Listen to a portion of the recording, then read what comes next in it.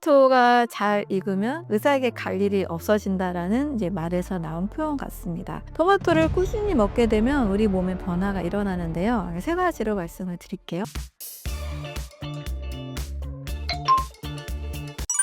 자기소개 부탁드립니다.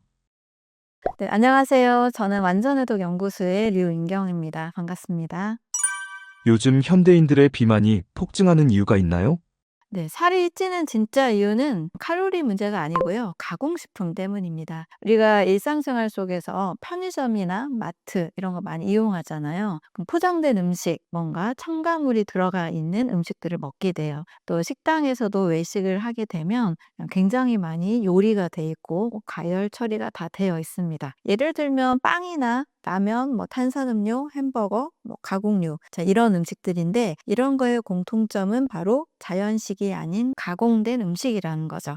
근데 왜 가공식품이 그러면 살을 찌게 만들까? 그 이유는 크게 세 가지로 보면 됩니다. 첫 번째는 간을 망가뜨립니다. 가공식품 속에는 작게는 30종, 또 50종, 60종이 넘는 다양한 첨가물들이 들어 있습니다. 근데 이 첨가물들은 우리 몸에서 필요로 하는 영양 성분이 아니죠. 말 그대로 화학 물질입니다. 이 화학 물질들은 몸에서 배출을 해내기 위해서 간의 해독 기능을 사용하게 되죠. 간이 점점 많은 첨가물들을 걸러내야 되다 보니까 기능이 점점 떨어집니다. 그래서 간은 원래 다양한 일을 하지만 다이어트 관점에서 보면 지방을 잘 대사하는 기관이잖아요. 근데 이 간을 망가뜨리기 때문에 지방이 쌓일 수밖에 없는 몸이 됩니다. 두 번째로는 바로 이 지방을 태우지 못하기 때문에 이 가공식품이 살을 찌게 만들죠. 가공식품은 여러 성분들이 같이 모여 있습니다. 그래서 신진대사를 더 느리게 만들고 또 지방 분해를 하지 못하게 되죠. 그래서 식사를 하긴 했지만 우리 몸에서 신진대사가 막히고 염증이 생기고 지방이 정체되는 이런 몸이 될 수밖에 없습니다. 세 번째는 계속 먹게 만드는 구성을 가지고 있습니다. 대부분 가공식품은 설탕, 지방, 소금 이 세 가지가 들어가 있어요. 이 설탕, 지방, 소금은 어때요? 달고 짜고 또 고소한 맛, 단짠단짠이라고 하죠. 이 단짠단짠이 잘 조합된 음식입니다. 자, 이렇게 단짠단짠이 있는 음식들은 계속 먹고 싶어져요. 한마디로 식욕 조절 호르몬이 망가지게 됩니다. 그래서 먹어도 계속 배가 불러도 멈추지 못하게 돼요. 단 거 먹으면 우리 짠 거 먹고 싶잖아요. 짠 거 먹으면 또 단 거 먹고 싶거나 또 고소한 거 먹고 싶거나 치킨을 먹으면 꼭 콜라를 먹고 싶은 이런 분위기가 계속 이어지죠. 또 집에서 먹을 때와 다르게 밖에서 음식을 먹으면 굉장히 물을 많이 먹게 되는 경우가 있습니다. 먹을 때는 몰랐는데 그 안에 설탕도 많이 들어있고 소금도 많이 들어있고 여러 양념들 이런 지방도 많이 들어있기 때문에 물을 계속 먹어야만 해독이 되니까 그 물을 막 부르는 음식이 되는 거죠. 그래서 이 세 가지 요인 때문에 가공식품은 이렇게 살이 찌게 되는 경우가 됩니다. 우리가 채소나 과일이나 자연식으로 많이 해서 자연식은 과식하기가 어렵잖아요. 근데 가공식품은 이 설탕, 지방, 소금의 조합 때문에 비만으로 이어지기가 쉽습니다. 가공식품 많이 섭취하면 어떤 일이 일어나나요? 바로 이 살찌게 만드는 메커니즘은 세트 포인트라는 것이 붕괴되기 때문입니다. 과식의 종말이라는 책의 저자인 데이비드 에이드 캐슬러라는 사람이 사람의 몸은 정상적인 체중을 일정하게 유지하게 하는 세트 포인트가 있다라는 말을 했습니다. 이 세트 포인트가 가공식품으로 인해서 무너지게 된다라는 것을 이야기하고 있죠. 그러니까 어느 정도 먹으면 배가 불러서 양이 차고 딱 멈춰야 되는데 배가 불러도 계속 먹게 되는 상태가 됩니다. 이 계속 먹게 되는 이 요인으로는 렙틴 저항성 그리고 그렐린 이 호르몬에 문제가 생긴다라고 보면 돼요. 자, 렙틴이라는 건 뭐냐면 그만 먹어라고 딱 중지해주는 스탑 신호로 보면 됩니다. 우리가 음식을 먹으면 포만감을 느끼죠. 배가 부릅니다. 그런데 이게 렙틴이 나와서 배가 부르는 신호를 주게 되고 딱 멈추는 게 정상적인 거죠. 근데 렙틴의 저항성이 생겼다. 바로 포만감을 느끼지 못하고 계속 먹게 되는 식으로 이 호르몬이 붕괴가 됩니다. 두 번째는 그렐린이 증가하게 돼요. 그렐린은 먹어라라는 신호를 주는 호르몬이에요. 식욕이 계속 생기는 거예요. 먹었는데 배는 너무 부른데 입에서 멈춰지질 않는 경우들이죠. 바로 그렐린이라는 호르몬이 계속 나오기 때문입니다. 자, 이렇게 되는 이유, 바로 렙틴 저항성과 그렐린이 증가하는 이유는 두 가지로 볼 수 있는데요. 첫 번째는 인슐린 저항성입니다. 인슐린은 호르몬은 혈당 조절 호르몬이죠. 근데 인슐린 저항성이 생겼다는 것은 계속 먹게 만들면서 바로바로 지방으로 저축하게 만드는 호르몬으로 보시면 됩니다. 그래서 인슐린에 문제가 생기게 되고, 두 번째는 오히려 영양 결핍이 돼요.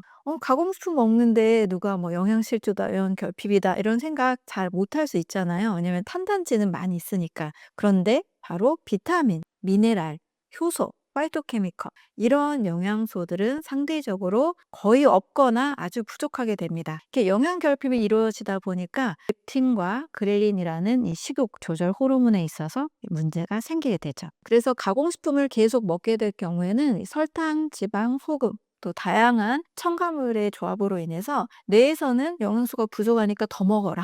그리고 인슐린의 저항성이 생기니까 멈추지 못하고 계속 더 먹게 되는, 계속 먹는 것이 반복되는 그런 구조가 만들어집니다. 간을 망가뜨리는 최악의 첨가물은 무엇인가요?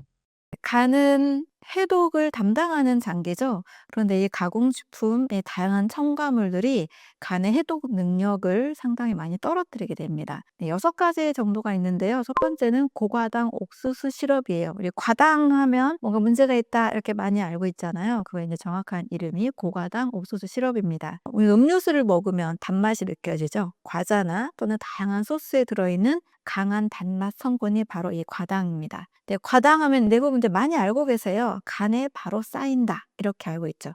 간에 쌓이면 지방으로 계속 전환이 돼서 지방간으로 이어지기가 쉽다. 이 지방간이 되면서 몸은 전체적으로 인슐린의 저항성이 생기게 되고 혈액 속의 요산 수치를 계속 올리게 만듭니다. 그래서 과당 옥수수 시럽은 바로 간에 직접 쌓이는 당이고 지방간의 원인, 살이 찌는 원인이 된다. 이렇게 이해하시면 됩니다. 두 번째는 합성 착색료예요. 사탕이나 음료수, 아이스크림 먹으면 색깔이 굉장히 울긋불긋하고 화려하죠. 바로 이 성분입니다. 화학물질이에요. 간에서 다 해독해야 됩니다. 간의 해독 효소를 굉장히 많이 소모시키고요. 또 활성산소도 굉장히 많이 증가하게 만들어 버립니다. 이 오랫동안 먹게 되면 일부는 이제 간에 문제를 생겨서 간에 혹이나 여러 종양들도 연관된 보고들이 있습니다. 이게 보기에는 예쁜데 또 먹고 싶게 만들어 놨지만 사실 간에게는 굉장히 큰 부담을 주는 화학 첨가물이죠. 세 번째는 합성 감미료입니다. 뭐 요즘 합성 인공 감미료 많이 쓰죠. 아스파탐, 뭐 스크루로스, 뭐 사카린, 다양한 인공 감미료인데 무설탕 제품이다 하지만 역시 단맛이 들어간 제품들이 많이 있습니다. 바로 이 무설탕 제품에 들어있는 단맛을 내는 성분이 바로 합성 감미료입니다.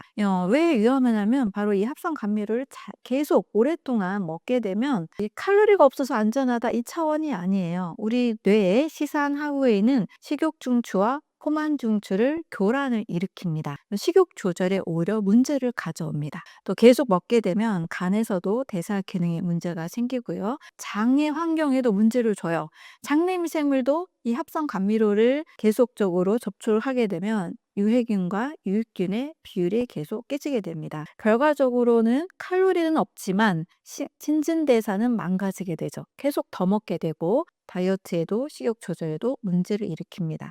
네 번째는 방부제, 산화방지제입니다. 벤조산 나트륨 같은 성분이고요.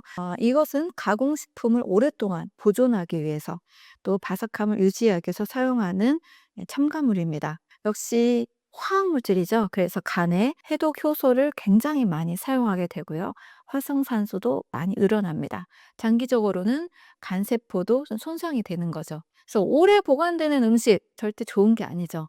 유통기한이 길어 하면서 안심하고 오랫동안 놔두고 드실 게 아니라 장기적으로는 여기 들어있는 어떤 성분 때문에 간은 더 위험하다라고 이해하시면 됩니다. 다섯 번째는 질산염, 아질산염이에요. 바로 햄이나 소시지 이런 가공육에 들어있는 보존을 위한 성분입니다. 이것은요 이미 세계보건기구에서 1급 발암물질 단계대로 정했어요. 왜냐하면 체내에서 발암물질 나이트로사민이라는 성분을 만들어 버립니다. 그래서 DNA를 손상시키고 직접적인 발암 성분이 있기 때문에 다 위험물질로 정하고 있습니다. 여섯 번째는 TBHQ라는 합성 항산화제예요. 그리고 튀김 음식 드시면 집에서는 그렇게 바삭하지 않은데 밖에서 먹는 튀긴 음식 굉장히 바삭바삭하죠. 또 배달 음식에 들어있는 튀긴 음식, 바로 이런 튀긴 음식 또는 라면, 냉동식품에 사용하고 있는 성분입니다. 이 물질은요, 정말 그 근원부터가 사실 굉장히 찜찜해요. 바로 석유 유래 물질로 알려져 있습니다. 장기적으로 또 먹게 되면 간독성 일으킬 수 있고요. 세포의 돌연 변이를 유발합니다. 우리 몸을 장기적으로는 공격하고 있는 성분이에요. 이렇게 6가지 이 물질들은요, 자연에 없는 물질이죠. 간이 모두 다 해독해야 되는 물질이기 때문에 절대적으로 영양이 아니라 내 몸에 독을 계속 쌓아가고 있다라고 이해하시면 됩니다. 배는 부를지 몰라도 간은 점점점 약해져 가고 있고 지방 대사는 점점점 잘 되지 않아서 장기적으로 살찌게 만든다라고 이해하실 수 있습니다. 우리가 먹어야 하는 건강한 식품은 무엇인가요? 가장 편리하고 맛있고 또 쉬운 음식이 하나 있습니다. 가장 쉬운 자연식이라고 할 수 있는 과일이죠. 과일 하면 정말 바나나 하나도 과일에 속하죠. 사과 한 알도 과일입니다. 귤 한두 개 먹는 거. 자, 이런 것이 조금만 신경 쓰면 그렇게 어렵지 않거든요. 정말 크게 준비할 필요도 없죠. 요리할 필요도 없죠. 또 요즘은 편의점에서도 또 일부 카페에서도 구할 수 있습니다. 일상생활 바쁜 현대인들이 실천할 수 있는 굉장히 간편한 자연식이 바로 과일 식사입니다. 또 이 과일 식사는 굉장히 좋은 장점이 영양이 풍부한 완전한 이 식사라고 저는 말씀을 드리고 있어요. 일단 수분이 거의 80~90%고요.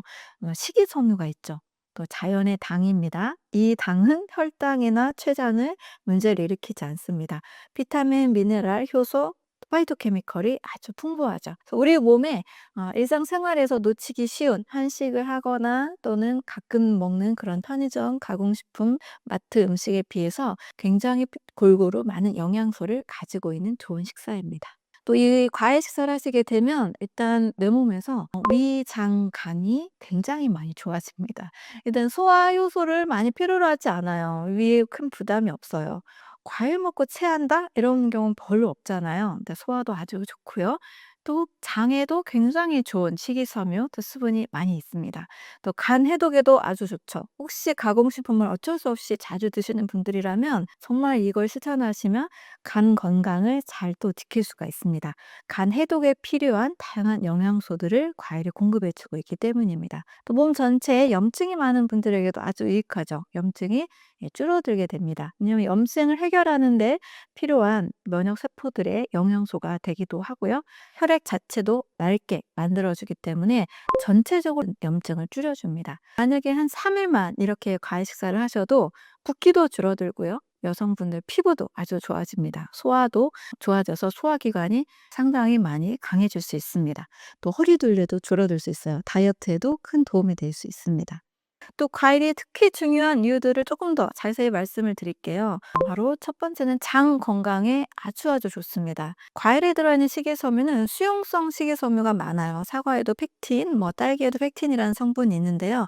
장에 수용성 식이섬유를 제공해 주기 때문에 콜레스테롤도 떨어질 수 있고요. 또 변비에도 아주 좋은 예방이 됩니다. 만성 변비 있는 분들이 과일 식사했을 때 굉장히 빠르게 쾌변을 또 볼 수가 있습니다. 또 짧은 사슬 지방산이라는 것을 이 과일이 또 만들어줍니다. 이것은 대장 상피세포의 먹이가 돼요.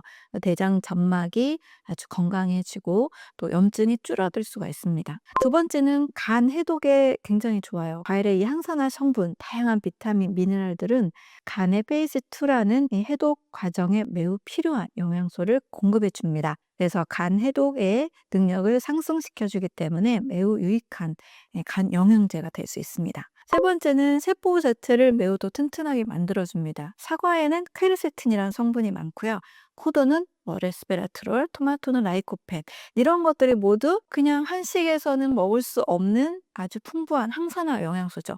세포의 활성산소를 줄여주고 세포 안과 밖에 있는 독소들을 제거해 줍니다. 자연이 주는 최고의 항산화 영양소라고 볼 수 있습니다. 근데 이 과일을 보통 우리나라에서는 식사 후에 디저트로 드시잖아요. 네, 그렇게 드시면 사실 이 좋은 효과를 볼 수가 없습니다. 언제 먹는가가 굉장히 중요한데요. 일단 아침 식사로, 아침 공복에, 그리고 식사 전에 섭취하시거나 또는 한 끼 식사로 양은 늘려도 상관이 없습니다. 이렇게 드시면 굉장히 효과가 좋습니다. 그래서 바쁘거나 시간이 많이 없거나 또 건강에 많은 투자를 하지 못하는 분일수록 때로는 가공식품을 어쩔 수 없이 드시는 분일수록 하루 한 끼 과일 식사를 꼭 추천을 드립니다.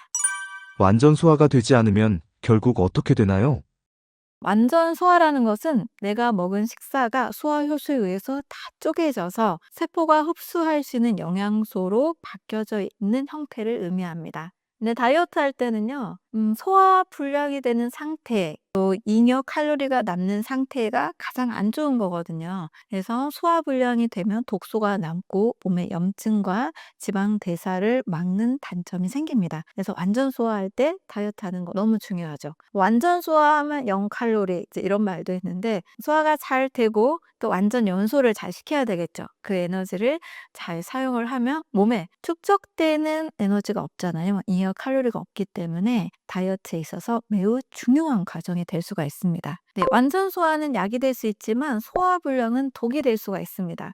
일단 소화 불량이다라는 걸 한번 생각해 보세요. 내 몸에 음식물이 소화 요소를 다 만나지 못해서 다 쪼개지지 않고 다 분해되지 않습니다. 그러면 이 남은 성분들은 어떻게 되냐면 따뜻한 36.5도 보통 체온을 가지고 있죠. 이 위 안에서 음식물이 발효가 됩니다. 탄수화물은 발효가 돼서 가스가 생기고요. 단백질은 부패라고 하죠. 부패가 되면서 그 단백질 고기 썩는 상태를 상상하시면 돼요. 예, 독소가 만들어집니다. 지방은 과산화 지질 형태로 산패가 일어납니다. 자, 이렇게 발효되고 부패되고 산패된 이 성분들은 내 몸에서 절대 영향이 될 수가 없어요. 바로 다 독소가 됩니다. 이 독소들은 내 몸이 또 해독을 하려고 또 애를 써요. 우리 몸은 항상성이라는 걸 가지고 있어서 늘 영양은 흡수하고 나머지 독소들은 해독하려고 합니다. 간과 신장이 아주 중요한 역할을 하죠. 그런데 이게 너무 많아진다. 그러면 계속 몸에 쌓이게 되는 거죠.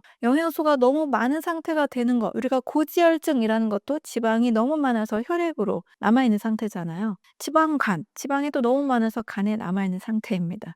이렇게 몸에 다 축적되는 상태로 바뀌어버리기 때문에 내 몸은 신진대사가 계속 문제가 생기게 되죠. 혈액순환도 잘 되지 않고 찌꺼기가 많아서 림프에도 문제를 일으킵니다. 림프 부종, 림프가 막히고 몸에 여기저기 부종이 생길 수 있죠. 또 이 독소들이 다 또 여기저기 쌓이다 보면 뇨산 같은 게 관절에 쌓이면 이게 통풍이 될 수가 있는 상태가 될 수도 있죠.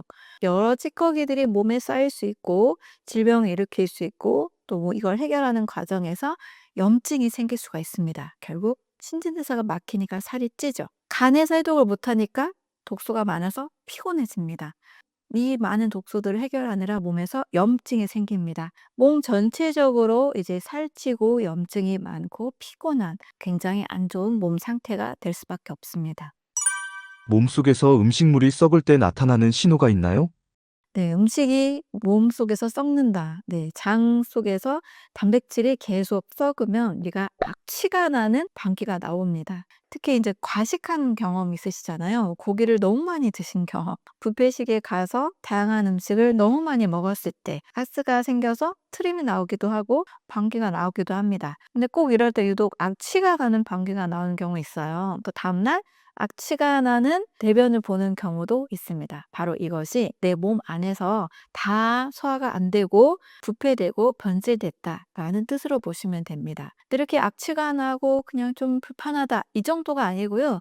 내 몸에서는 이게 다 독소로 지금 인식이 된 거예요. 다시 이 독소는 간에서 계속 해결하려고 간으로 모이게 되고 근데 이 과정에서 우리 몸의 이제 장을 통해서 독소들이 간으로 쌓이게 되고 간에서 또 다 해독하지 못한 이 독소들이 또 전체적으로 몸의 염증으로 혈액을 타고 또 돌아다니게 됩니다. 결국 지방이 쌓이고 염증이 많아지는 몸이 될 수밖에 없습니다. 국물 요리가 소화에 좋지 않은 이유가 있나요?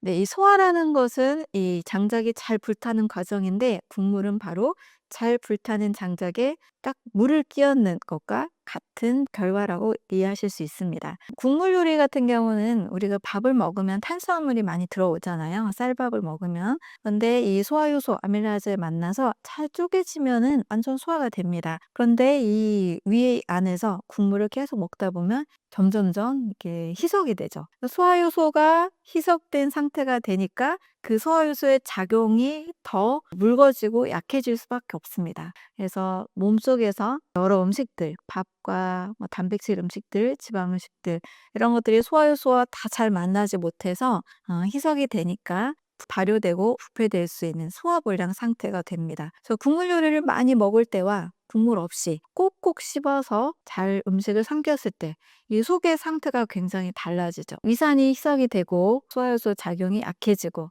또 단백질 분해 효소도 제대로 잘 돌아가지가 않습니다. 그렇기 때문에 식사 중에 국물 요리를 먹는다는 것은 완전 소화를 방해한다. 그리고 완전 소화가 방해되니까 영양소 흡수가 잘 이루어지지 않는다. 영양에 문제가 생길 수 있다. 이렇게 이해하실 수 있죠. 만성 소화불량 환자, 어떻게 낫게 되었나요? 소화 불량을 호소하시는 분들이 사실 많이 오고 계시는데요. 가장 소화가 잘 되는 식사를 제가 안내를 해드립니다. 뭐 한 가지 음식이라고 꼽는다라면 어느 정도 심한 악액질 상태가 아닌 분들에게는 일단 과일 식사를 꼭 추천을 드립니다. 과일하면 많은 분들이 너무 달거나 너무 신 과일만 생각하시는 분들이 계세요. 그런데 누구나 드셔도 그래도 안전한 과일이 있죠. 블루베리 같은 베리류 과일입니다. 또 몸 상태에 맞게 사과가 잘 맞는 분은 사과를 드셔도 되고 바나나가 잘 맞으면 바나나를 드셔도 돼요. 이렇게 아침 식사 또는 공복에 한 끼를 과일 식사로 바꾸면 우리 몸이 소화효소가 특별히 요구되지 않아도 소화효소가 없어도 다 소화가 됩니다. 과일 자체가 대부분 수분이고 또 효소를 가지고 있기 때문에 과일을 소화시키지 못하는 분들은 아주 심각한 이 건강 상태가 아닌 분들 외에는 대부분 잘 소화가 됩니다. 그래서 국물과 밥을 막 드시던 분들이 과일 식사를 바꾸면 다 하시는 말씀이 있어요. 속이 너무 편하다. 몸이 가뿐하다. 가스가 안 차서 좋다. 이런 말씀들 하십니다. 이런 분들이 소화불량이 해결이 되면서 뭐 복부 팽만이나 또 피로 상태도 개선이 되고요. 또 머리가 잘 두뇌 회전이 좋아진다. 이런 말씀도 하십니다. 또 3개월 정도 꾸준히 하신 분들은 최소 5kg에서 뭐 8kg까지도 감량이 되신 분도 있습니다. 이렇게 완전 소화가 되면 우리 몸은 달라질 수가 있습니다. 과일 많이 먹으면 살찔까요? 그 반대죠. 결론부터 말씀을 드리면 과일을 많이 드시면 살이 빠집니다. 만약에 살이 쪘다 이런 분들은 과일을 잘못 드신 거예요. 식사 후에 후식으로 또 드셨거나 과자나 빵이나 뭐 이런 거와 함께 과일을 또 더 드셨기 때문에 이미 섭취한 많은 탄수화물, 곡식의 많은 탄수화물과 함께 추가적인 당분이 또 들어오니까 살이 찔 수도 있는 거죠. 저는 과일을 식사로 드시는 방법을 추천을 드립니다. 과일에 당이 있기 때문에 진짜 오해를 많이 받아요. 제가 그래서 과일의 당을 막 분석을 해 드리거든요. 사과 100g에는 5g 밖에 당분이 없고 대부분의 과일 500g 먹었을 때 20에서 뭐 25g, 많아야 30g 이 정도인데 밥 한 공기를 먹었을 때보다 이 과일 500g을 드시는 것이 훨씬 더 당분의 양이 적습니다. 거기에다가 과일 먹고 살찌기는 정말 어려운 게 대부분 제가 환자분들 상담을 하면 "과일을 많이 드실수록 살이 빠져요."라고 다 말씀들을 하십니다. 이 안에는 당분을 제가 계산해서 그렇지 거의 90%가 수분이에요. 나머지는 섬유질, 그리고 비타민, 미네랄, 조효소들이 아주 가득합니다. 항산화 물질도 있죠. 염증이 줄어들면서 간을 건강하게 만드니까 지방 대사가 활발하게 일어나죠. 대부분 살이 빠집니다. 그래서 과일을 먹고 살찐다는 것은 식후에 밥 드시고 디저트 드시고 또 드셨을 때의 잘못된 식사법의 문제입니다. 과일을 식사로 드셨을 때는 당분의 양도 사실 많지 않고요. 또 식이섬유, 수분 때문에 또 대사를 활발하게 하기 때문에 과일 식사는 오히려 다이어트에 아주 좋은 식사가 됩니다. 과일의 당분은 설탕과 다른가요? 과일의 당분은 자연당이죠. 자연의 산물이고요. 설탕은 정제 가공한 합성당입니다. 과일에는 아까도 말씀드렸지만 식이섬유가 풍부하죠. 비타민, 미네랄도 풍부합니다. 다양한 항산화 영양소, 효소도 아주 풍부하고 수분이 거의 90%가 넘게 있습니다. 과일을 먹으면서 단백질이나 지방을 먹었을 때보다 당연히 올라갑니다. 그러나 이게 인슐린의 문제를 가져오는 혈당이 아니고요. 췌장에 문제를 가져온 혈당이 아닙니다. 그런데 설탕은 섬유질이 하나도 없잖아요. 수분도 없습니다. 그래서 순수 정제한 당만 있죠. 비타민, 미네랄 있을까요? 없습니다. 흡수 속도가 굉장히 빨라지게 되는 거죠. 혈당을 급상승시키기 때문에 인슐린을 또 굉장히 많이 자극합니다. 인슐린이 또 빠르게 올라가면 빨리 혈당을 내리기 위해서 일단은 글리코겐, 지방 형태로 저장을 해버립니다. 그래서 과일은 천천히 타오르는 그런 장작불이라고 한다면 설탕은 빠르게 파는 그런 불꽃으로 보시면 됩니다. 그래서 과일은 살을 찌운 음식이 아니고요. 신진대사를 더 원활하게 만들고 정상으로 만들어서 자기에게 맞는 체중을 유지하게 만들어줍니다. 최고의 과일 하나를 추천해 주세요. 가장 대중적인 과일로 저는 사과를 말씀을 드립니다. 아침 사과 하나리면 의사가 필요 없다 이런 말 정말 많이 하잖아요. 아침 사과는 금사과다 이렇게 말씀들을 하는데 그 이유가 진짜 있어요. 사과를 꾸준히 드시는 분들은 장 건강이 아주 좋아진다는 거를 대부분 느끼실 겁니다. 변비 있는 분들, 사과에 들어있는 펙틴이란 식이섬유가 굉장히 장에 자극을 잘 해서 또 화장실을 잘 가게 만들어줍니다. 또 사과에는 우르솔산이라는 근육을 강화시키는 성분도 있어요. 과일을 먹었는데 근육이 올라갔다? 네, 과일 안 드시던 분들이 막 프로틴, 닭가슴살, 샐러드 이런 것만 드시다가 과일을 더 추가적으로 드시는 분들이 운동을 병행하면 근육 증가가 훨씬 더 잘 됩니다. 사과에 들어있는 또 다양한 이 항산화 성분들은 간의 해독 능력을 굉장히 빠르게 올려줍니다. 그래서 독일의 의사 막스 거슨이 암 환자에게 꼭 필수적으로 먹게 했던 음식이 바로 사과입니다. 왜냐하면 간 건강이 모든 암의 면역력을 결정한다고 보고 있고 간 해독, 간세포 재생에 이 사과가 굉장히 도움이 많이 된다라고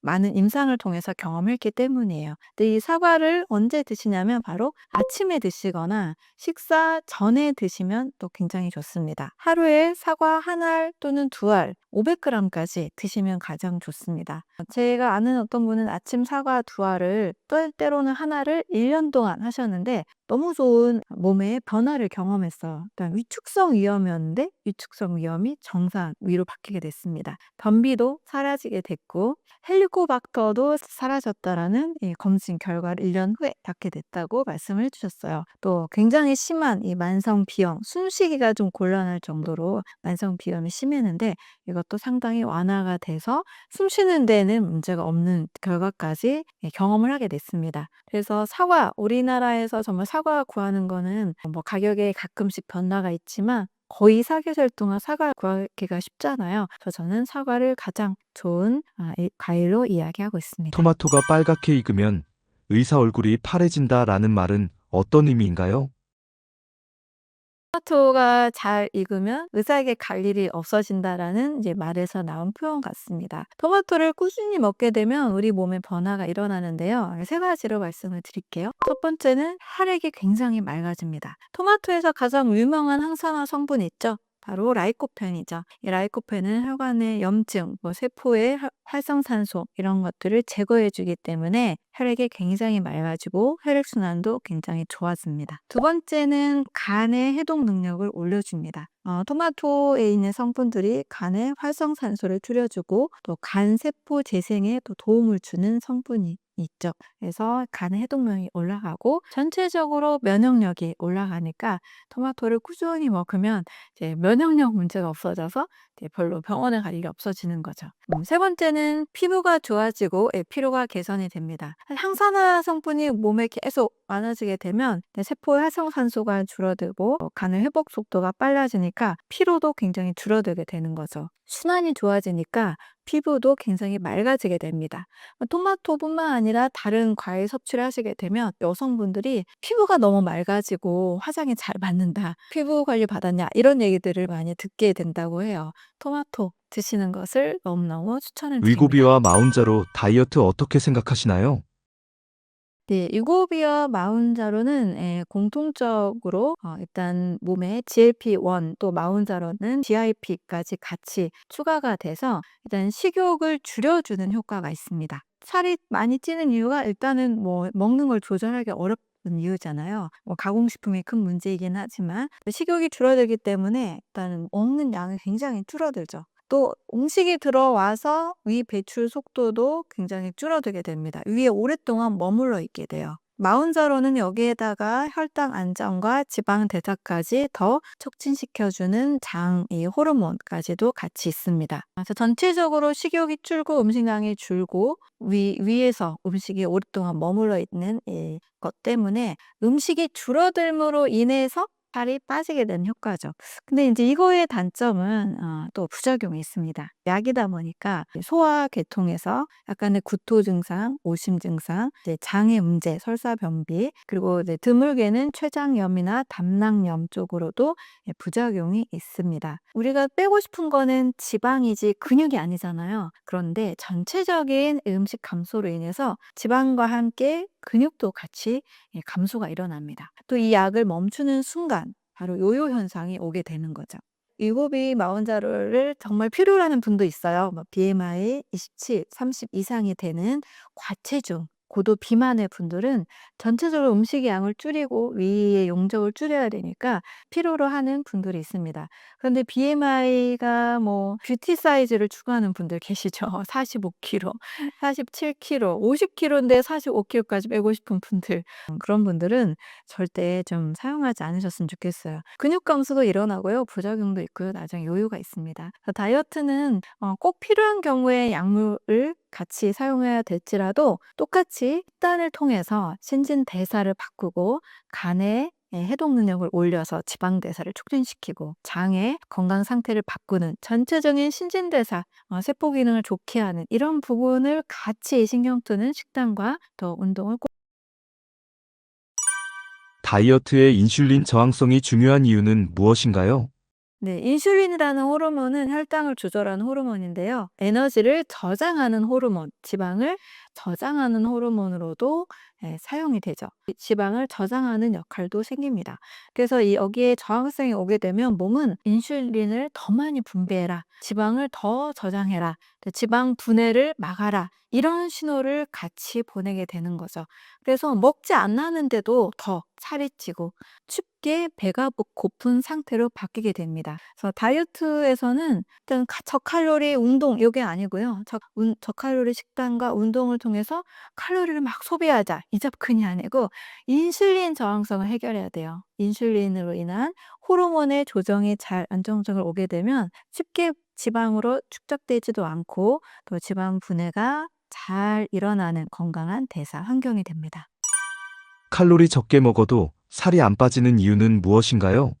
네, 칼로리는요, 물 1도씨를 올리는 데 필요한 에너지를 측정하는 분배 열량계라는 것에서 출발을 했습니다.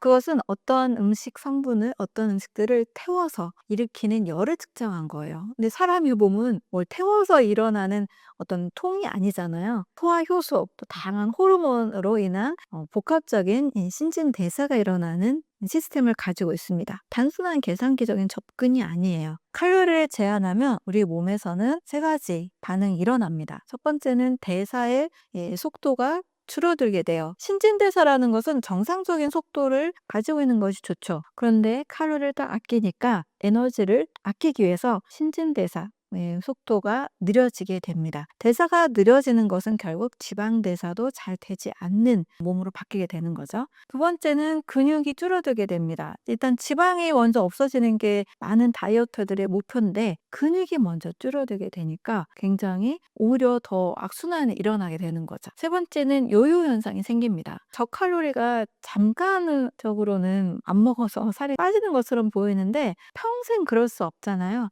일단 일반 식사로 몸무게로 돌아오는 순간 내 몸은 이 굶주린 기아 상태를 기억해서 더 쉽게 지방으로 저장하려고 합니다. 요요 현상이 생기기 때문에 이 칼로리 제한 다이어트는 절대적으로 하시면 안 되는 다이어트죠. 많은 분들이 다양한 뭐 약이라든지 저칼로리 식단 이런 걸 해서 살은 5kg, 10kg, 뭐 15kg 뺄 수는 있어요. 이런 분들도 다시 또 요요 현상을 불과 2-3개월 만에 다시 몸무게로 돌아가거나 오히려 더 찌게 되는 몸을 많이 경험을 하십니다. 그래서 칼로리 제한 다이어트는 절대 하시면 안 되는 다이어트입니다. 단식은 어떻게 우리의 몸을 살리나요? 네, 먼저 1단계로는 저장된 당을 먼저 사용합니다. 일단 식사를 딱 멈추게 되면 몸은 혈액과 간에 저장된 글리코겐을 먼저 사용하게 되는 거죠. 그래서 혈당이 안정이 되고 인슐린이 이제 분비되지 않은 몸 상태로 바뀝니다. 그래서 몸이 지방을 저장하는 모드가 이제 꺼지니까 몸이 계속 이제 에너지를 사용하는 몸으로 바뀌게 돼요. 2단계는 이제 지방을 에너지로 사용하기 시작합니다. 글리코겐이 이제 점점 줄어들면 몸은 그때부터 지방을 에너지원으로 사용하죠. 지방이 타고 또 이 과정에서 케톤이 만들어집니다. 그래서 케톤을 에너지원으로 사용하게 되니까 지방을 태우는 몸으로 바뀌게 됩니다. 3단계는 이제 오토파지, 청소, 자가포식 작용, 몸이 청소하는 작용과 세포 재생이 일어나게 됩니다. 단식이 조금 더 진행이 되면 자가포식 작용 활성화되죠. 자, 이것은 우리 몸의 에너지가 음식물이 들어오지 않는 동안에 손상된 세포들을 막 제거하는 청소작용이에요. 그래서 염증도 줄어들고 뭐 노화세포, 좀비세포 이런 것들이 줄어들게 되고요. 미토콘드리아가 건강하게 재생이 됩니다. 기계로 친다라면 낡은 부품들을 정리하고 새로운 부품으로 싹 교체하는 그런 시간이다라고 이해할 수 있습니다. 단식을 한 상태 이후에 우리 몸은 매우 민감하고 깨끗한 상태예요. 그래서 깨끗하고 소화가 잘 되는 음식이 좋습니다. 사과 같은 과일 식사를 하는 것을 추천을 드립니다. 사과 하나를 드시거나 사과에 혹시 속쓰림이 있어서 불편했던 분들은 토마토나 바나나 같은 신맛이 없는 음식을 드시면 됩니다. 단식 후에는 내 몸의 소화 장기들이 다 쉬었기 때문에 부담이 없는 식사, 또 소화 효소를 자극하지 않는 식사가 좋아요. 그러면서도 신진대사를 서서히 도와주는 식사를 하시는 게 좋습니다. 사과 같은 과일 식사가 이 조건을 모두 채워줄 수 있다고 보고 있습니다. 비만과 심장병은 포화지방과 어떤 관련성이 있나요? 네, 포화지방 자체는 사실 결론적으로는 비만이나 심장병의 직접적인 원인이 아닙니다. 미국의 이 심장협회에서도 단순히 포화지방이 심장병의 직접적인 원인이 아니다라고 발표를 했습니다. 근데 왜 이렇게 오해를 하게 됐는지 살펴보면 포화지방은 뭐 나쁜 지방, 불포화지방은 좋은 지방 이렇게 단순하게 이제 구분했는데요. 사실 이것은 그렇게 검증되지 않은 가설을 거의 확실한 것처럼 확산이 된 배경이 있습니다. 1950년대에 엔셀키스라는 이 학자의 가설인데요. 몸에 이제 지방이 막 쌓여 있으니까 지방이 문제다라고 그냥 손쉽게 생각을 한 거죠. 이 가설은 사실 검증이 되지 않았다는 비판이 계속 있었습니다. 지방을 가지고 다이어트를 한 연구 결과가 있어요. 캐나다 맥길 대학교에서는 매년 16kg을 1년에 감량한 연구 결과가 있는데요. 바로 식물성 지방을 통해서 이러한 결과를 만들어냈습니다. 근데 여기서 식물성 지방은 모든 식물성 기름이 아니에요. 콩기름, 뭐 옥수수유, 카놀라유 이런 거 아니고요. 바로 코코넛 오일입니다. 이 코코넛 오일이라는 것은 사실 포화지방으로 알려져 있죠. 그런데 체지방이 줄고요. 체중도 같이 줄어듭니다. 그래서 핵심은 포화냐 불포화냐 이런 지방의 종류가 문제가 아니에요. 바로 우리 몸에서 어떻게 대사가 되느냐, 특히 지방 대사가 어떻게 이루어지느냐 이것이 핵심이라고 볼 수 있습니다. 왜 포화지방이 문제가 아니냐면 바로 포화지방은 우리 몸에서 꼭 필요로 하는 필수 영양소예요. 세포막의 원료가 되기도 하고요. 뭐 호르몬도 만들고 특히 뇌의 70%는 지방으로 이루어져 있습니다. 네, 구조적인 차이일 뿐이에요. 포화지방은 구조가 안정적인 거고 불포화지방은 구조가 비교적 불안정해서 쉽게 산화가 될 수 있는 특징이 있습니다. 그래서 진짜 문제는 지방 자체가 아니고요. 이 지방이 우리 몸에서 어떠한 조합으로 들어와서 잘못 대사가 되느냐라고 보면 됩니다. 대부분 이 지방은 지방만 먹는 게 아니고 설탕과 같이 먹거나 또는 정제탄수화물과 같이 조합을 해서 먹습니다. 튀긴 음식 같은 거 있죠.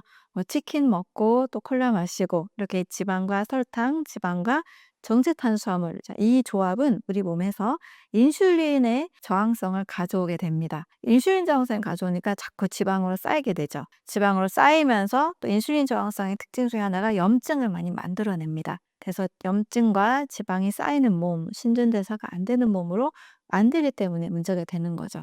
그래서 중요한 것은 포하냐 불포하냐가 아니고요. 자연 상태인가, 가공되지 않았는지, 산화되지 않았는지, 이제 이런 기준이 더 중요하고요. 오메가3 지방과 오메가6 지방의 이 비율의 문제, 이런 것들이 중요하다고 볼 수 있습니다.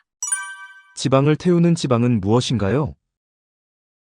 네. 지방을 태우는 지방은 중세 지방산 MCT 오일이라고 해서 대표적인 코코넛 오일을 의미합니다. 또는 이제 MCT 오일이 중세 지방산이 다이어트 효과가 있다 그래서 많이 또 MCT 오일로 판매가 되기도 합니다. 근데 이 지방은 일반 지방이 아니고요. 구조나 대사 경로가 확실하게 다른 지방으로 분류가 됩니다. 근데 지방은 사실 세 종류가 있어요. 짧은 사슬 지방산, 중사슬 지방산, 장사슬 지방산. 근데 여기서 중간 사슬, 중세 지방산 MCT가 바로 지방을 태우는 연료가 될 수가 있습니다. 이 지방에 대한 연구를 많이 했던 줄리안 휘터커 박사는 이런 비유를 했어요. 긴 사슬 지방산, 장사슬 지방산, LCT는 굵은 장작에 속하고 MCT, 중간 사슬 지방산은 불쏘시개 역할을 한다라고 했습니다. 그래서 이 MCT는 세 가지 작용을 합니다. 바로 간으로 가요. 보통 지방은 소화 과정을 통해서 담즙의 유화 작용을 거치고 그다음에 저장을 합니다. 그러나 이 MCT는 바로 간으로 이동하는 특징을 가지고 있습니다. 어떻게 작용하냐면 두 번째는 바로 에너지로 사용합니다. 간으로 바로 가서 케톤으로 전환이 돼요. 그럼 바로 연료로 사용이 되는 거죠. 에너지는 바로 되니까 몸에 쌓이지 않고 잘 태워져서 에너지로 만들어냅니다. 세 번째는 지방의 연소 스위치를 켭니다. 한마디로 더 많은 지방을 태우는 역할을 해요. 그래서 MCT 오일을 먹게 되면 몸이 지방을 쓰는 모드로 바뀌게 됩니다. 기존에 있는 지방들까지도 함께 잘 태워버리니까 지방이 지방을 태우는 효과가 많은 거죠. 그러면 우리 몸에서는 에너지가 생기면서 체지방이 줄어들게 되고 또 지방이다 보니까 공복감이 별로 없죠. 공복 유지가 더 잘 되는 편입니다. 그래서 같은 칼로리라도 이렇게 에너지 신진대사를 어떻게 대사하느냐에 따라서 다이어트 효과가 달라지게 됩니다. 그래서 이 코코넛 오일 같은 경우에는 약 60에서 65%가 이 MCT 오일이 들어있어요. 포화지방인데 위험한 포화지방 아닙니다. 근데 포화냐 불포하냐 중요하지 않아요. 자연이냐 자연이지 않느냐, 오메가3와 오메가6 이런 것들을 이해하셔야 됩니다. 그래서 이 MCT가 많은 코코넛 오일은 뇌 연구를 하는 그 케토제닉 식단을 연구했던 분야 있죠. 원래 케토제닉은 다이어트가 아니라 뇌질환이 있는 사람들의 식단으로 최초로 먼저 연구가 된 겁니다. 또 인지 기능에도 사용된 거고요. 또 다이어트에서도 사실 사용을 하죠. 당분에 너무 기들여진 몸을 지방대소로 한번 바꾸는 계기로 바로 케토제닉 식단에서도 사용을 하는 것이 코코넛 오일입니다. 몸을 망가뜨리는 최악의 지방은 무엇인가요? 몸을 망가뜨리는 나쁜 지방은 바로 트랜스 지방이죠. 예, 트랜스 지방은 최대한 정말 안 드셔야 됩니다. 아예 안 드시는 게 가장 좋습니다. 원래 이 자연의 지방에서는 시스라는 구조를 가지고 있어요. 그런데 가열하거나 정제하거나 가공하는 과정에서 그 구조가 이렇게 트랜스, 뒤틀려 버린 형태로 바뀝니다. 한마디로 이게 뒤틀린 지방이에요. 그런데 이 트랜스 지방은 우리 몸에서 위험한 물질로 받아들이게 돼요. 왜냐하면 몸에서 제대로 처리가 안 됩니다. 자연에 없는 구조이기 때문에 몸에서 해결이 안 되고 계속 독소로 쌓이게 됩니다. 그래서 분해를 못 하니까 여기저기 쌓여서 염증도 만들고 대사를 방해하게 되는 거죠. 두 번째로는 세포막을 망가뜨리게 됩니다.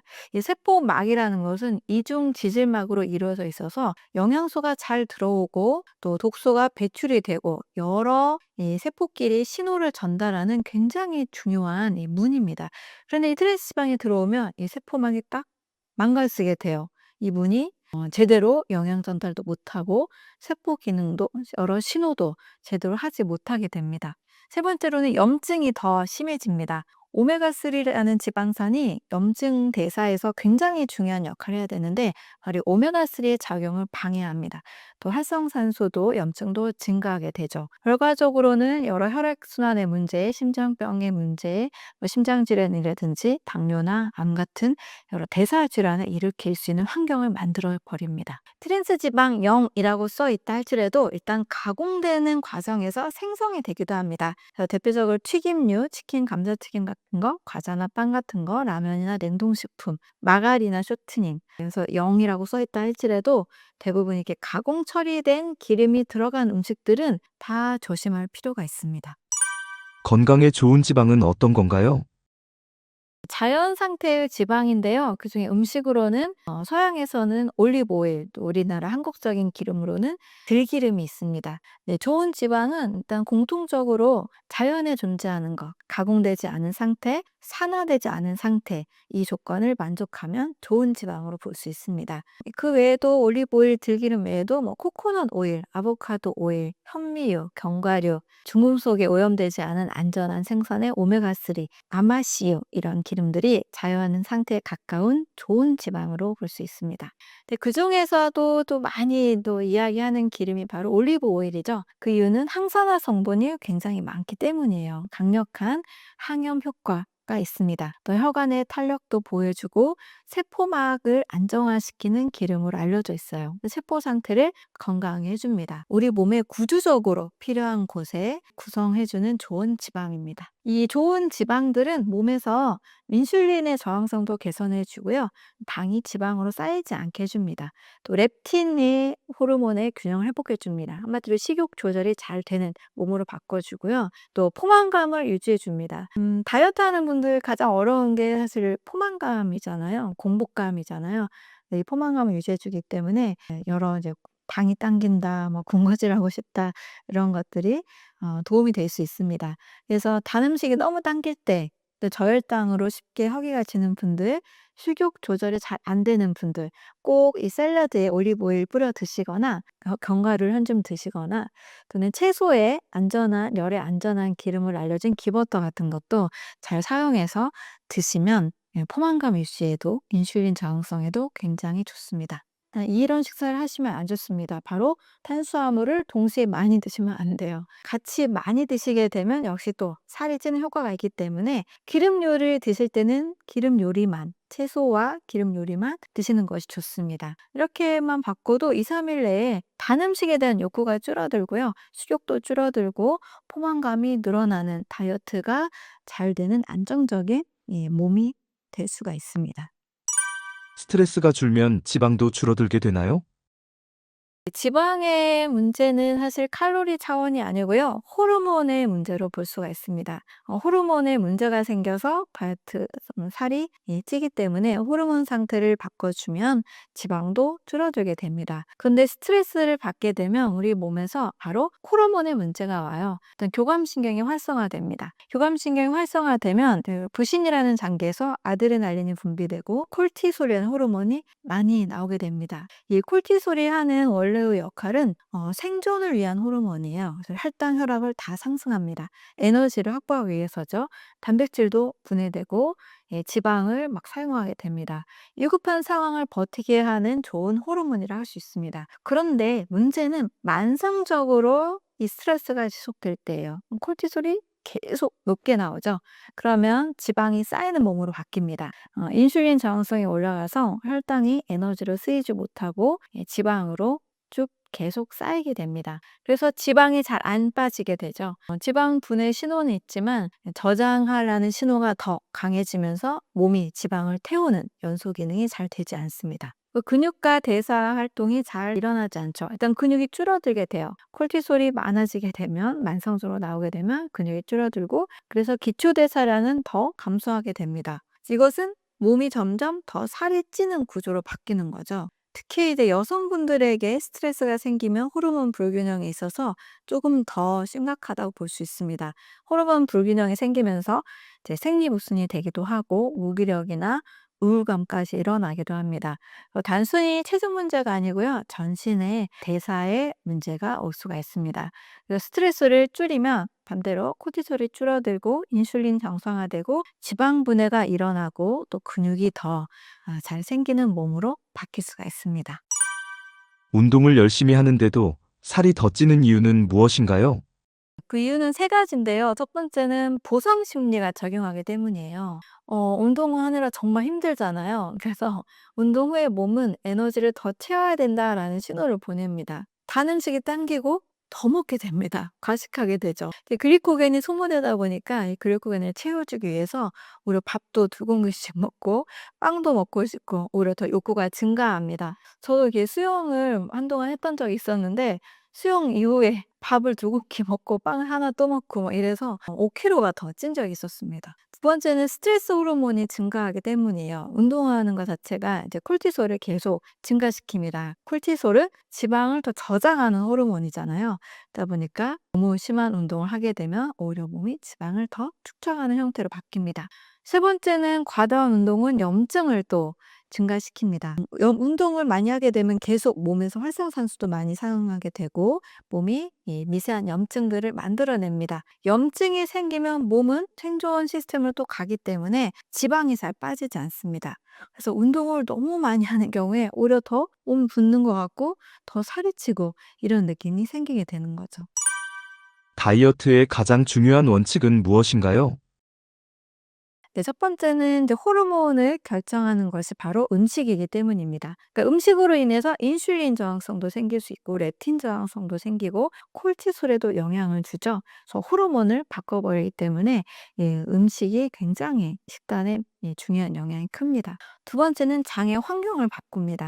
예, 장에도 비만 세균, 건강한 좋은 유익균들이 있죠. 나쁜 음식을 먹을수록 비만 세균이 늘어나게 됩니다. 이렇게 장내 미생물을 바꿔버리니까 장내 미생물에 따라서 이 신진대사가 또 달라지게 되고 또 음식을 또 먹고 싶은 이 식욕에 대해서도 또 달라지게 됩니다.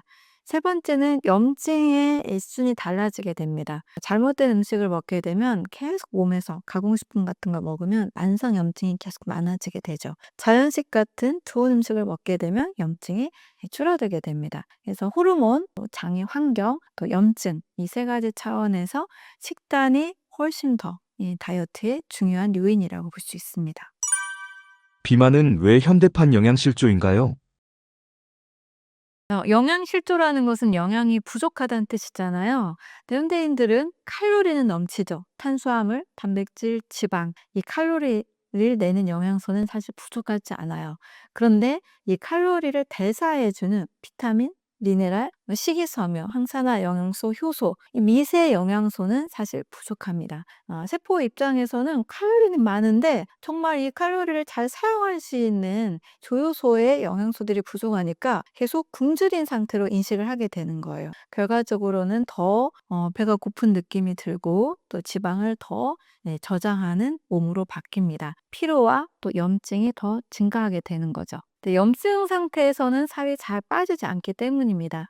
다이어트를 아무리 하는데 아무리 적게 먹어도 살이 안 빠지는 분들이 계세요.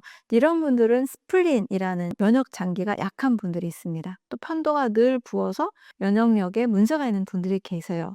그 이유는 염증이 있으면 우리 몸에서는 인슐린 저항성이 올라갑니다. 인슐린 저항성이 올라가면 지방이 잘 타지 않아요. 지방 분해력이 떨어지고 지방이 오히려 더 저장하려는 형태로 바꿉니다. 우리 몸이 지금 염증이 있다, 위험한 상태다라고 인식을 하기 때문에 에너지를 더 저장하자라는 신호로 바뀌게 되는 거죠. 그래서 몸은 생존이 항상 먼저고 그 다음에 지방을 태우든 뭐 하는 것은 그 다음입니다. 그래서 염증이 있다. 그러면 우리 몸은 생존 욕구로 가기 때문에 에너지를 더 저장하는 형태로 가게 됩니다. 절대로 피해야 하는 염증 유발 식품은 무엇인가요? 대표적으로 이제 5가지가 있는데요. 설탕, 액상과당, 정제, 당이 첫 번째고요. 두 번째는 정제 탄수화물, 흰 쌀과 흰 밀가루로 만든 밥, 빵, 면떡 음식이 문제가 되죠. 세 번째는 가공식품. 여러 첨가물들이 몸에서 독소를 만들어내고 염증을 만들어냅니다. 네 번째는 트랜스 지방입니다. 우리 몸에 절대적으로 쓸모없는 불필요한 지방이죠. 오래 신진대사를 막습니다. 다섯 번째는 산화된 기름이에요. 튀긴 음식, 처음 갓 짠 그런 기름으로 만든 첫 번째 요리가 아니라면 산화된 기름으로 만든 튀김이라고 인식하시면 됩니다. 이 산화된 기름은 몸에서 절대적으로 불필요하죠. 역시 해독하기 위해서 간이 굉장히 많이 지치게 되고 독소가 계속 축적되는 상태다 보니까 염증이 더 많아질 수밖에 없습니다. 내 몸의 염증을 없애는 최고의 음식은 무엇인가요?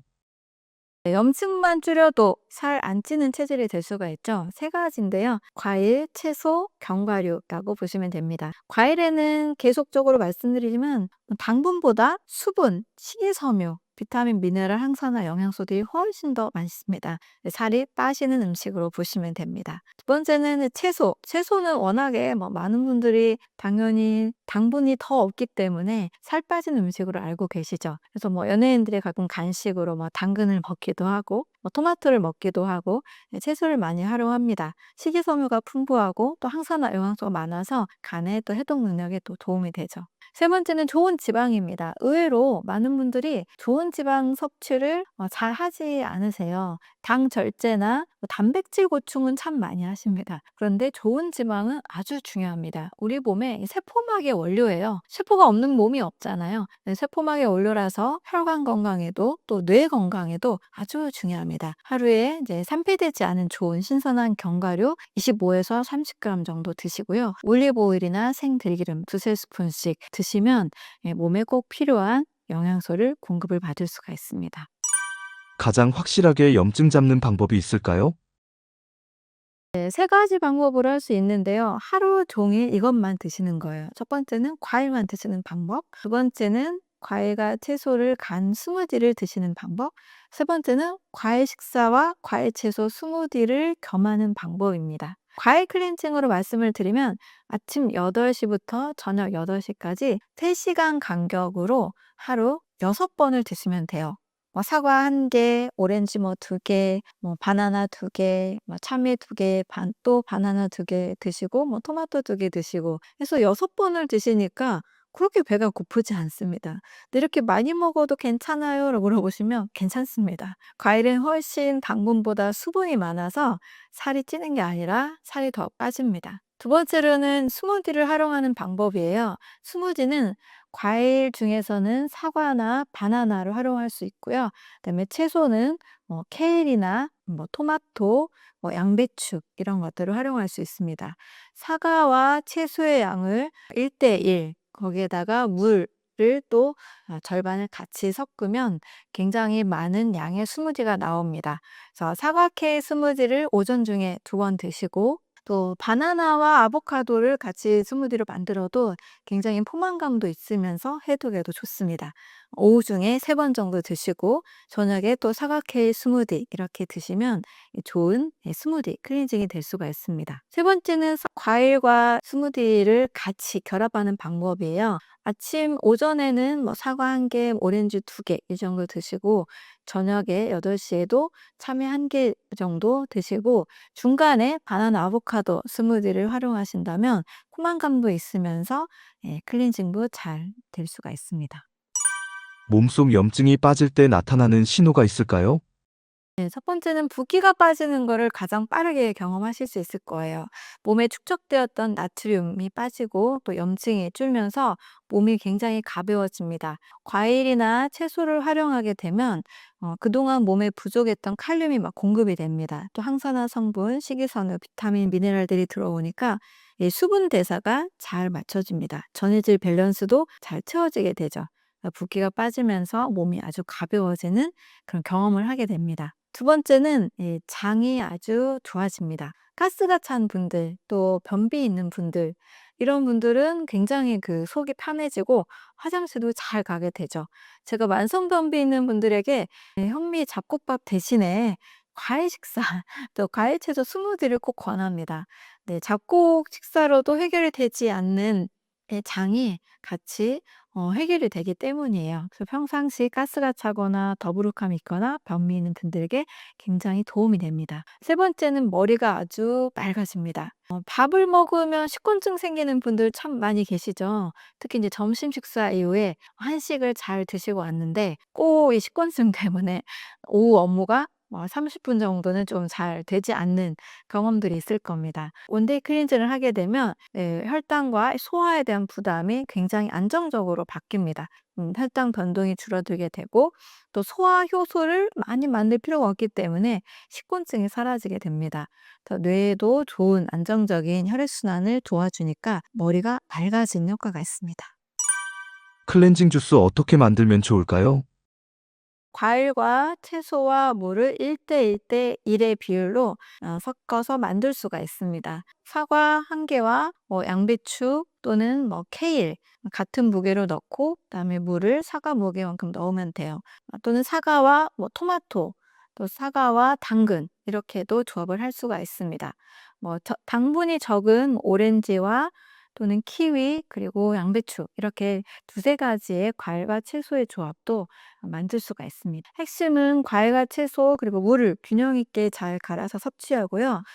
마셨을 때 '너무 달다.' 이 느낌은 갖지 않게 그냥 적당한 정도가 좋습니다. 요 갈아서 최대한 바로 섭취하는 것이 훨씬 더 영양상으로는 균형이 좋습니다. 구독자분들에게 해주고 싶은 말씀이 있으신가요? 네. 하루 한 끼 과일 식사 또 아침 과일 식사를 통해서 과일이 주는 굉장히 좋은 효과를 꼭 경험해 보셨으면 좋겠어요. 과일은 당이 많은 음식이 아니고요. 살이 찐 음식이 아니고요. 과일 식사로 충분한 한 끼 에너지와 많은 영양소를 공급받을 수 있는 식사입니다. 또 위, 장, 간, 췌장 이 기능들이 탁월하게 또 빠르게 좋아질 수 있기 때문에 다이어트와 또 건강을 동시에 챙기고 싶은 분들이라면 하루 한 끼 과일 식사, 특히 아침 과일 식사를 꼭 실천해 보시면 좋겠습니다. 감사합니다.